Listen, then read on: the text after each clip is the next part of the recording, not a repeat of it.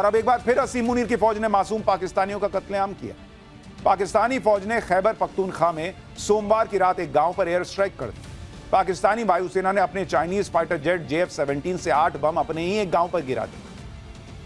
लोगों ने बताया कि रात में गांव में लोग जब सो रहे थे तब यह हमला हुआ और बम सीधे लोगों के घरों पर गिरा।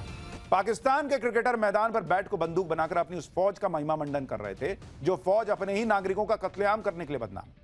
और अब एक बार फिर असीम मुनीर की फौज ने मासूम पाकिस्तानियों का कत्लेआम किया। पाकिस्तानी फौज ने खैबर पख्तूनख्वा में सोमवार की रात एक गांव पर एयर स्ट्राइक कर दी।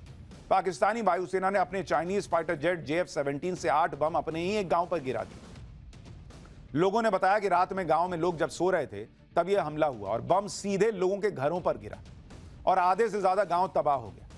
पाकिस्तानी फौज ने बम गिराकर 30 से ज्यादा निर्दोष पाकिस्तानियों की जान ले ली। इस हमले में सबसे ज्यादा महिलाएं और बच्चे मरे। आप इस वीडियो में उन छोटे छोटे बच्चों के शव देखिए जिन्हें मुनीर की फौज ने मार डाला। देखिए बच्चे मार दिए उसने मुनीर ने। ये मुसलमान नहीं थे। ऐसे तो बहुत मुसलमान करते हो। अपने ही देश में मुसलमानों को बम गिरा के मार दिए, बच्चों को मार दिए, तब शर्म नहीं आई। लेकिन शर्म किसको आएगी भाई, वो तो पाकिस्तान है, बेशर्मी के चरम पर बैठा हुआ। खैर, पाठशाला में अगला चैप्टर। नवरात्र के पहले दिन पीएम मोदी किस 524 साल पुराने शक्तिपीठ पहुंचे। वैष्णो देवी में आज क्या गजब माहौल बना। माता का वो मंदिर जहां मुस्लिम परिवार पुजारी, वो मंदिर जहां पति पत्नी साथ दर्शन नहीं कर सकते। कहानी क्या है। नवरात्र पर मां की भक्ति में डूबे भक्तों के गजब रंग और मां के कमाल का सबसे जोरदार चैप्टर अब खोलते हैं। नवरात्र के पहले दिन से ही गजब माहौल बन गया। देश भर में मां दुर्गा के मंदिरों में माता रानी के जयकारे गूंज रहे। लैंडस्लाइड की वजह से बंद हुए माता वैष्णो देवी मंदिर में माता का दरबार फिर से सज चुका है। दिल्ली से लेकर वाराणसी, अयोध्या, मुंबई, पूरे देश में मां दुर्गा के मंदिरों में भक्तों की भीड़ उमड़ रही है। खुद पीएम मोदी देश की खुशहाली की कामना करने के लिए त्रिपुरा में मां दुर्गा के 524 साल पुराने शक्तिपीठ पहुंचे। आज पाठशाला में नवरात्र पर वो कौन सा शुभ संकेत मिल गया है जिसने देश में खुशहाली का इशारा कर दिया है, इसके बारे में भी बताऊंगा। मां दुर्गा के उस मंदिर की भी बात होगी जिसमें कई पीढ़ियों से मुस्लिम परिवार पुजारी। ऐसा मंदिर भी दिखाऊंगा जहां पति पत्नी साथ दर्शन नहीं कर सकते मां के। नवरात्र पर माता रानी के भक्तों के लिए बलूचिस्तान से आए न्योते की भी बात होगी। सबसे पहले बात माता वैष्णो देवी मंदिर। नवरात्र पर माता वैष्णो देवी के दर्शन के लिए बड़ी संख्या में श्रद्धालु पहुंच रहे हैं। भक्त इसे माता रानी का ही आशीर्वाद और कृपा मान रहे हैं कि अगस्त में लैंडस्लाइड के बाद 22 दिनों तक बंद रही यात्रा ठीक नवरात्र से पहले शुरू हो गई। माता रानी के दरबार को फूलों से सजाया गया है और लोगों का उत्साह भी जबरदस्त है। नवरात्र की शुरुआत के साथ ही देश में बचत उत्सव भी शुरू हो चुका है। ट्रंप के टैरिफ बम को फोड़ने के बाद देश पर जो संकट मंडरा रहा था वो भी टलता दिख रहा है। ऐसे में इन सभी घटनाओं का भी नवरात्र पर माता रानी के वाहन से कनेक्शन जोड़ा जा रहा है। दरअसल सनातन में मां दुर्गा का वाहन शेर को माना गया है, लेकिन मान्यता है कि नवरात्र पर हर बार देवी किसी न किसी विशेष वाहन पर सवार होकर आती है, जैसे कभी घोड़े पर, कभी नाव में, कभी पालकी में। देवी मां के वाहन से इस बात का अनुमान लगाया जाता है कि आने वाला समय कैसा रहने वाला है। ज्योतिषियों के मुताबिक इस बार नवरात्र में माता रानी का हाथी पर सवार होकर आना एक संकेत है। इसे संपन्नता, समृद्धि और खुशहाली का प्रतीक माना जाता है। ज्योतिषियों का कहना है कि हाथी पर देवी के आगमन से आम जनता को अपने जीवन में राहत मिलेगी। इसके साथ ही फसलों को वर्षा का आशीर्वाद मिलेगा, जल का संतुलन बना रहेगा और आर्थिक स्थिति में सुधार होगा। हाथी पर माता रानी का आना यह भी दर्शाता है कि व्यापार में नई संभावनाएं खुलेंगी और बेरोजगारी की स्थिति में भी कुछ राहत मिलेगी। अब इसे संयोग कहिए या माता रानी पर आस्था, नवरात्रों की शुरुआत में देश की जनता को जीएसटी रिफॉर्म्स के जरिए भारी बचत का मौका भी मिला है।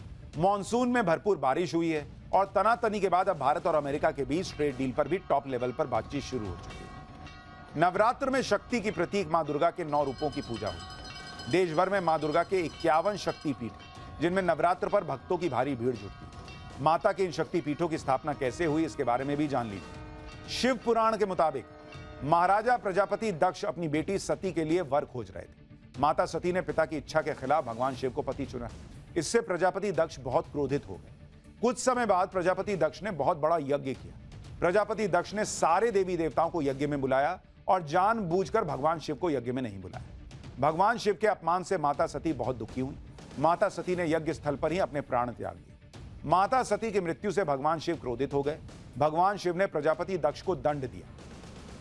भगवान शिव माता सती की याद में बहुत दुखी थे।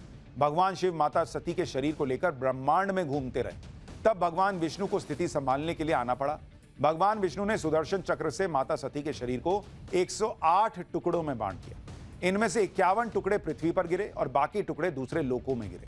पृथ्वी पर जहां जहां माता सती के अंग गिरे वहां पर देवी के मंदिर बनाए गए। इन मंदिरों को ही शक्तिपीठ कहा जाता है। हर शक्तिपीठ देवी के अलग अलग रूप को समर्पित है। ऐसे ही माता के शक्तिपीठों में एक है त्रिपुरा का माता त्रिपुर सुंदरी मंदिर, जहां पीएम मोदी ने नवरात्र के पहले दिन विधि विधान से पूजा कर देश की खुशहाली की प्रार्थना की। पीएम मोदी ने त्रिपुर सुंदरी मंदिर में किए गए विकास के कामों का उद्घाटन भी किया। त्रिपुर सुंदरी देवी को ललिता त्रिपुर सुंदरी भी कहा जाता है, जो आदि शक्ति महाशक्ति का ही एक रूप है। माता त्रिपुर सुंदरी के नाम पर ही राज्य का नाम त्रिपुरा पड़ा। पौराणिक मान्यताओं के मुताबिक त्रिपुर सुंदरी मंदिर में देवी सती के चरण गिरे थे। साल 1501 में महाराजा धन्य माणिक्य ने त्रिपुर सुंदरी मंदिर के मौजूदा स्वरूप का निर्माण करवाया। इस मंदिर में देवी के बालिका स्वरूप और राज राजेश्वरी स्वरूप की पूजा होती है। माता का यह शक्तिपीठ एक ऊंचे टीले पर स्थित है, जो कर्मा यानी कछुए की उभरी हुई पीठ की तरह दिखता है। इसलिए त्रिपुर सुंदरी मंदिर को कुर्भ पीठ भी कहा जाता है। मान्यता है कि नवरात्र में माता त्रिपुर सुंदरी के दर्शन और पूजा करने से सभी मनोकामनाएं पूरी होती हैं। और इसीलिए शायद पीएम मोदी जब ये बड़ा जीएसटी रिफॉर्म लेकर आए हैं तो माता के चरणों का आशीर्वाद लेने के लिए त्रिपुर सुंदरी मंदिर पहुंचे। नवरात्र को लेकर कई सवाल भी मन में आते हैं, जैसे एक ही त्योहार साल में 2 बार क्यों आता है? लेकिन नवरात्र साल में सिर्फ 2 बार नहीं, 4 बार आता है। सनातन में नवरात्र को नए सीजन यानी मौसम की शुरुआत भी माना जाता है। वैसे तो मौसम 6 होते हैं, लेकिन मुख्य 4 माने गए: गर्मी, जाड़ा, शरद यानी पतझड़ और बसंत। ऐसे में पहली होती है चैत्र नवरात्र, जो मार्च या अप्रैल के महीने में मनाई जाती है। उस वक्त ग्रीष्म यानी गर्मी के मौसम की शुरुआत होती है। दूसरी होती है शारदीय नवरात्र। इसे सितंबर या अक्टूबर में मनाया जाता है। इस वक्त शीत या सर्दी के मौसम की शुरुआत होती है। इन दोनों नवरात्र को प्रकट नवरात्र भी कहा जाता है, क्योंकि नवरात्रों में शक्ति यानी मां दुर्गा के 9 रूपों की मंदिरों में और घरों में पूरे विधि विधान से पूजा होती है। लेकिन इसके अलावा सनातन में 2 और नवरात्र भी होते हैं। चैत्र नवरात्र के बाद शरद यानी पतझड़ के मौसम की शुरुआत के वक्त आषाढ़ महीने की गुप्त नवरात्र आती है, जो जून या जुलाई में पड़ती है। इसी तरह शारदीय नवरात्र के बाद वसंत के मौसम की शुरुआत होते वक्त माघ के महीने की गुप्त नवरात्र आती है, जो जनवरी या फरवरी में पड़ती है। इन दोनों नवरात्रों को गुप्त नवरात्र कहा जाता है, क्योंकि इनमें किसी सिद्धि प्राप्त करने के लिए साधक अपने गुरु की उपस्थिति में साधना करते हैं और इस साधना को गुप्त रखा जाता है। इनमें मां दुर्गा के 10 गुप्त रूपों की साधना की जाती है। ये 10 रूप 10 महाविद्या के नाम से जाने जाते हैं। और अब एक बार फिर असीम मुनीर की फौज ने मासूम पाकिस्तानियों का कत्लेआम किया। पाकिस्तानी फौज ने खैबर पख्तूनख्वा में सोमवार की रात एक गांव पर एयर स्ट्राइक कर दी।